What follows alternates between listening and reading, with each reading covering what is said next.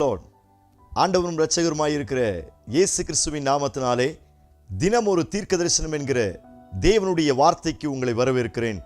தீர்க்க தரிசனம் என்பது தேவ ஆவியால் அருளப்பட்ட தேவனுடைய வாக்குத்தத்தமான வார்த்தை மாத்திரமே. இந்த நாளுக்குரிய தீர்க்க தரிசனமான வார்த்தைகளை வாசித்து நாம் செபிக்கலாம். எரேமியா 15வது அதிகாரம் 11வது வசனத்தை நான் வாசிக்கிறேன். உன்னில் மீதியாய் இருப்பவர்கள் நன்மை அடைவார்கள்.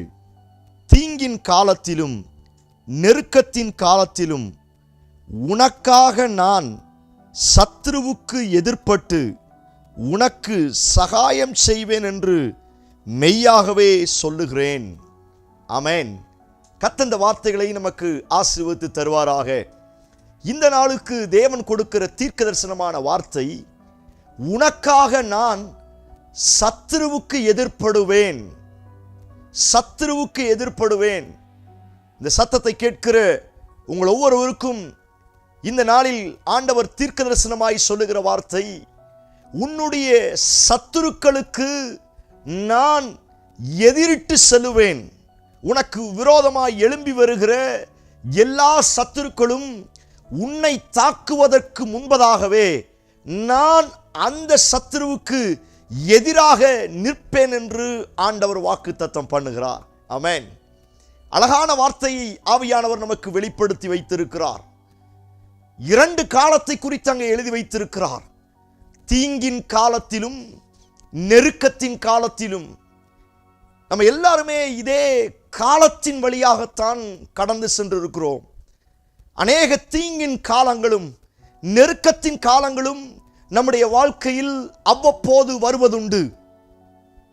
பல நெருக்கடியான சூழ்நிலைகளிலும் பல தீங்கான பாதைகளிலும் பல முறை நீங்களும் நானும் நடங்க வேண்டிய சூழ்நிலை வந்தது. ஆனாலும் ஒரு பெரிய கிருபை என்ன அப்படின்னா, நீ தண்ணீரை கடக்கும் பொழுது நான் உன் கூட இருப்பேன், நீ அக்கினியில் நடக்கும் பொழுது வேகாது இருப்பாய் என்ற ஆண்டவருடைய விலையேறப்பட்ட வார்த்தையின் நிமித்தமாக பல தீங்கின் காலத்தில் நான் கடந்து வந்த போதிலும், பல நெருக்கத்தின் காலத்தில் நான் கடந்து வந்த போதிலும் அவர் என் வலது கையை பிடித்து இதுவரை என்னை சுகபத்திரமாய் நடத்தி வந்தார். எத்தனை பேர் உண்மைன்னு சொல்றீங்க? இந்த வார்த்தை ஆண்டவர் உங்களுக்கு தீர்க்க தரிசனமாய் சொல்லுகிறார். ஒருவேளை இப்பொழுது நீங்கள் தீங்கின் காலத்திற்குள்ளாய் இருக்கிறீர்களா? இப்பொழுது நீங்கள் நெருக்கத்தின் காலத்திற்குள்ளாய் இருக்கிறீர்களா? அப்படிப்பட்டவர்களுக்கு இந்த வார்த்தை ஆண்டவர் தீர்க்க தரிசனமாய் சொல்லுகிறார். நீ தீங்கின் காலத்தில் இருந்தாலும் நெருக்கத்தின் காலத்தில் இருந்தாலும் நான் உனக்கு சகாயம் செய்வேன் என்று கர்த்தர் வாக்குத்தத்தம் பண்ணுகிறார். எத்தனை பேர் இந்த வார்த்தைக்கு ஆமென் சொல்றீங்க? இந்த தீங்கையும் நெருக்கத்தையும் கொண்டு வருவது சத்துரு என்று ஆண்டவர் எழுதி வைத்திருக்கிறார். என்னுடைய வாழ்க்கையில வருகிற அநேக தீமையான காரியத்திற்கு, அநேக நெருக்கமான காரியத்திற்கு சத்துரு சில மனிதர்களை ஏவி விட்டு, அல்லது சத்துரு அவனுடைய திட்டத்தை எனக்கு விரோதமாய் செயல்படுத்தி அநேக நேரத்தில் என்னை கீழே விழ வைக்கிறான், என்னை தள்ளிவிட பார்க்கிறான், என்னை வேதனைப்படுத்த ஆரம்பிக்கிறான். பிரியமான தேவனுடைய பிள்ளைகளே, இந்த நாட்களில் ஆண்டவர் உங்களுக்கு வாக்குத்தத்தமாய் கொடுக்கிற தீர்க்க தரிசனமான வார்த்தை இது. உங்களுக்கு விரோதமாய் எந்த சத்துரு தீங்கின் காலத்தை கொண்டு வந்தானோ, எந்த சத்துரு நெருக்கத்தின் காலத்தை கொண்டு வந்தானோ, அந்த சத்துருவுக்கு விரோதமாக நான் எதிர்ப்படுவேன் என்று கர்த்தர் வாக்குத்தத்தம் பண்ணுகிறார். எத்தனை பேர் இந்த வார்த்தைக்கு ஆமென் சொல்றீங்க? இந்த வார்த்தையை செபிக்கும் பொழுதே சோத்திரம், இந்த வார்த்தையை கேட்கும் பொழுதே இதை நீங்கள் அறிக்கை செய்ய ஆரம்பிங்கள். உங்களுடைய சத்துருவுக்கு விரோதமாய் நீங்கள் எதிர்ப்பட வேண்டிய அவசியம் கிடையாது. உங்களுக்கு பதிலாக அவர் எதிர்ப்பட்டு நிற்க போகிறார். ஆமென். அல்லேலூயா. யாத்திராகமத்தில் வாசிக்கிறோம், என்னுடைய சத்துருக்கள் அவருடைய சத்துருக்கள் ஆனார்கள் என்று வேதத்தில் வாசிக்கிறோம்.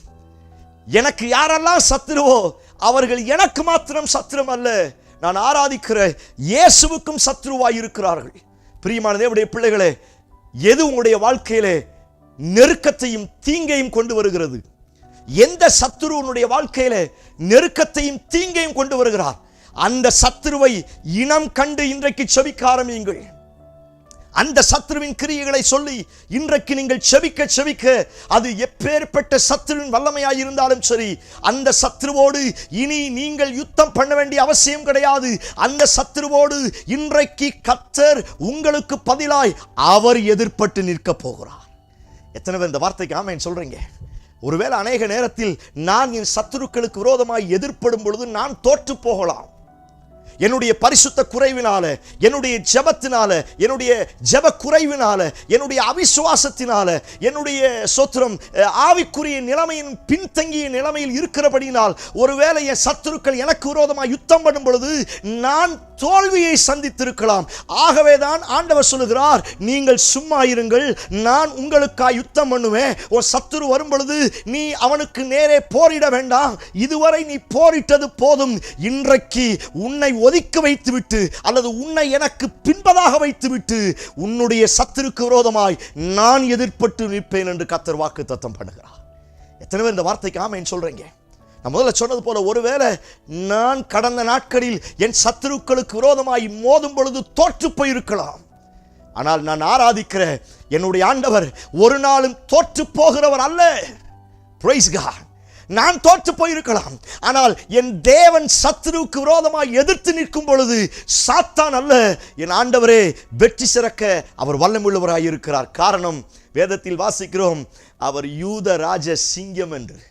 Price God. இந்த சத்தத்தை கேட்கிற உங்களுக்கு இந்த வார்த்தை ஆண்டவர் தீர்க்க தரிசனமாய் சொல்லுகிறார்.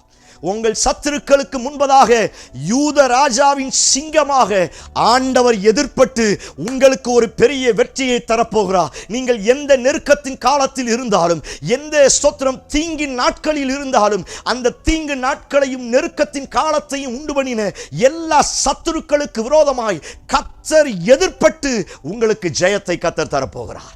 எத்தனை பேர் இந்த வார்த்தைக்கு ஆமென் சொல்றீங்க? உங்களுக்கு தெரியும் எது சத்துரு. உங்களுக்கு தெரியும். நீங்க இந்த சில வருஷங்களாய், சில மாதங்களாய் எதை சத்துருவாய் பார்க்கிறீர்கள்?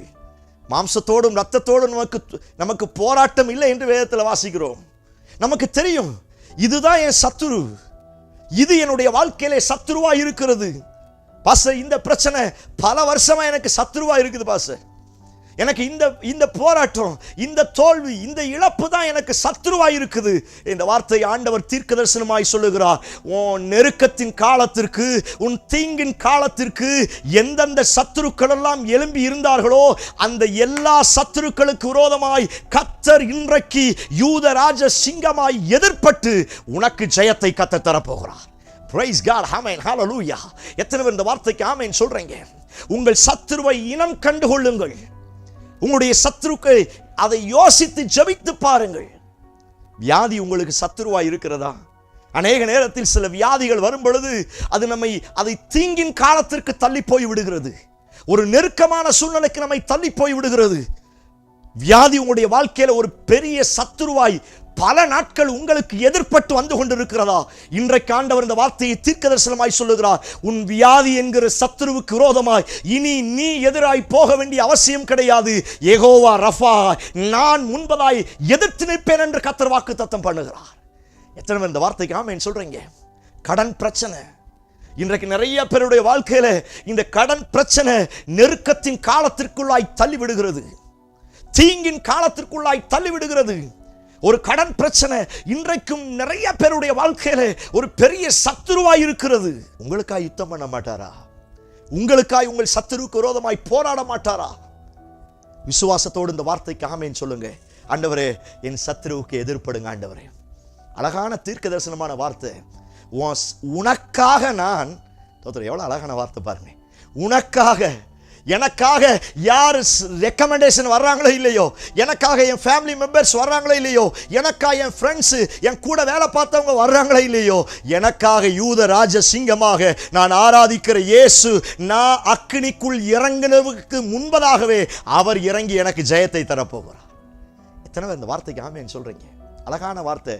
சத்துருவுக்கு எதிர்ப்படுவேன், ஆனா உனக்கு சகாயம் செய்வேன். ஓ பிரைஸ் காட்.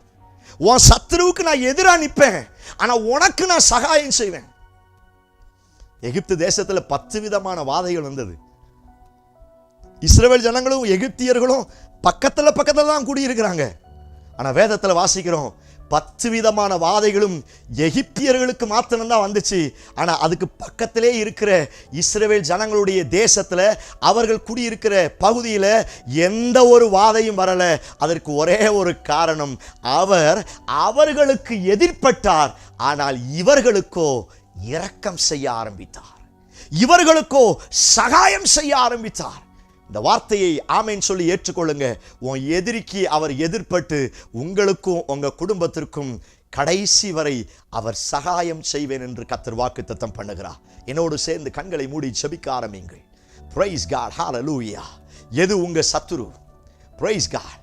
எந்த சத்துருவாக இருந்தாலும் அவர் எதிர்த்து நிற்க போகிறார். Price God. அவர் எதிர்ப்பட்டு வரப்போகிறார். உன் ஊழியங்களுக்கு விரோதமாய், உன் தரிசனங்களுக்கு விரோதமாய், உன் பிள்ளைகளுக்கு விரோதமாய், உன் குடும்பத்திற்கு விரோதமாய், உன் எதிர்கால வாக்கு தத்தங்கள் தரிசனங்களுக்கு விரோதமாய் எந்த சத்துருக்கள் எழும்பினாலும் இந்த நாளில் அந்த சத்துருக்களுக்கு விரோதமாய் யூத ராஜ சிங்கத்தை போல ராஜரீகம் பண்ணுகிறவராய் ஆண்டவர் எதிர்ப்பட்டு உனக்கு கர்த்தர் சகாயத்தை தரப்போகிறார். விசுவாசிக்கிறவங்க நல்ல ஆவியிலே நிரம்பி ஸ்தோத்திரம் செலுத்தி கர்த்தரை மகிமைப்படுத்துங்க. நீங்கள் செபிக்க செபிக்க இந்த ஜூன் மாதத்தில் சத்துருக்களுக்கு விரோதமாய் நீங்கள் அல்ல, அவர் எதிர்ப்பட்டு உங்களுக்கு ஜெயத்தை தரப்போகிறார். ஆண்டவரே, இந்த வார்த்தையின் கீழே என் ஜனங்களை கொண்டு வருகிறேன். நெருக்கத்தின் காலத்தில், தீங்கின் காலத்தில் யாரெல்லாம் அனுபவிக்க முடியாத வேதனையோடு இந்த சத்தத்தை கேட்கிறார்களோ அவர்களுடைய வாழ்க்கையில் என் தேவன் அந்த சத்துருக்களுக்கு விரோதமாய் எதிர்ப்பட்டு என் ஜனத்தை நீர் விடுவிப்பீராக என்று நாங்கள் செபிக்கிறோம். ஆண்டவரே, நீங்கள் சகாயம் செய்யுங்க ஆண்டவரே. எஸ் லோ, இந்த நெருக்கத்தின் காலத்தில் வாழ்ந்து கொண்டிருக்கிற என் ஜனத்திற்கு என் தேவனிடத்திலிருந்து ஒரு சகாயம் வருவதாக, என் தேவனிடத்திலிருந்து ஒரு இரக்கம் வருவதாக. எங்கள் ஜெபங்களை கேட்டு நீர் அப்படி செய்வீர் என்று நம்புகிறோம். இந்த வசனத்தின் கீழே உம்முடைய பிள்ளைகளை நான் முத்தரித்து ஜெபிக்கிறேன். கர்த்தர் பெரிய காரியத்தை செய்யும். இயேசு கிறிஸ்து மூலம் ஜெபிக்கிறோம். ஜெபம் கேளும் நல்ல பிதாவே. Amen, amen. Praise the Lord. விசுவாசத்தோடு இந்த நாளை துவங்க ஆரம்பியுங்கள். எத்தனை சத்துரு வந்தாலும் எதிர்த்து போவதற்கு யூத ராஜசிங்கம் இருக்கிறார். தைரியமா போங்க. உங்களுக்கு சகாயம் மாத்திரமே கூட இருந்து உங்களை வழி நடத்தும். இந்த செய்தி உங்களுக்கு ஆசீர்வாதமாக இருக்கும் என்று சொன்னால் மற்றவர்களுக்கு இதை நீங்க ஷேர் பண்ணுங்க. கர்த்தர் பெரிய காரியங்களை செய்வாராக. Amen. Praise the Lord. God bless you.